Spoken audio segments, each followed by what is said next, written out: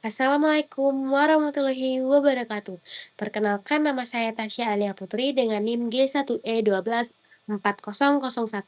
Di video ini saya akan menjelaskan materi terkait anti jamur dalam mata kuliah farmakologi. Jadi, apa sih itu obat anti jamur? Jadi, obat anti jamur yaitu obat yang digunakan untuk membunuh atau menghambat pertumbuhan jamur. Tantangan utama dalam membuat obat ini adalah karena sel jamur itu mirip dengan sel manusia, sehingga obat bisa saja ikut merusak ke sel tubuh kita. Untuk perbedaan penting antara sel jamur dan manusia, yaitu jamur punya dinding sel, sedangkan manusia tidak punya.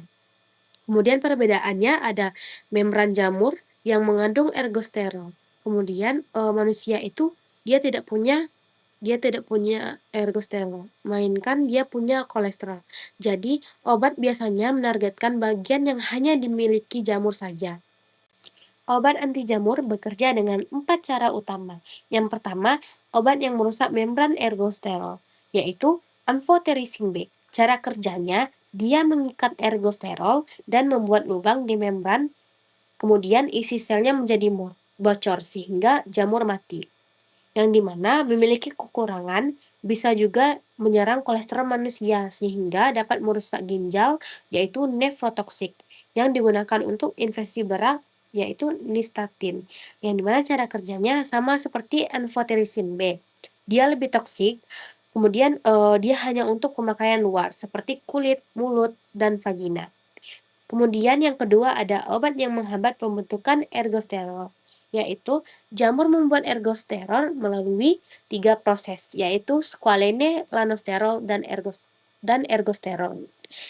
Yaitu contohnya ada alilamin, yaitu terbinafin, yang dimana dia menghambat enzim awal yang bernama squalene epoksidasi.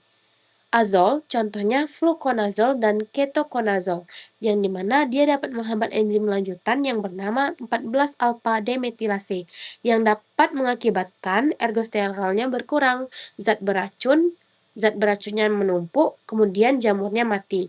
Tapi, dia dapat juga bisa mengganggu enzim manusia juga, sehingga dia dapat menimbulkan efek samping dan interaksi pada obat.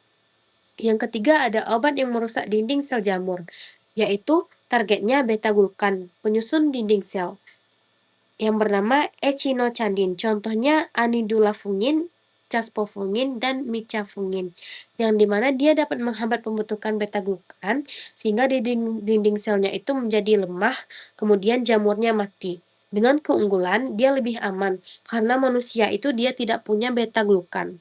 Yang terakhir ada obat yang mengganggu pembelahan sel, disebut dengan griseofulvin, yang dimana dia dapat menghambat pembelahan sel.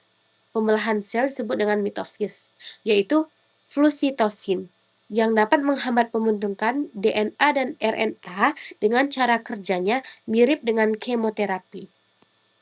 Jadi, dapat disimpulkan bahwa obat anti jamur bekerja dengan 4 cara utama.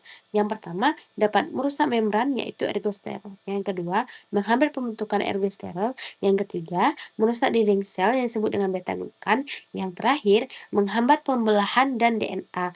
Sekian video dari saya terkait obat anti jamur dengan mata kuliah farmakologi. Jikalau ada salah kata maupun perbuatan saya mohon maaf. Saya tutup dengan wassalamualaikum warahmatullahi wabarakatuh.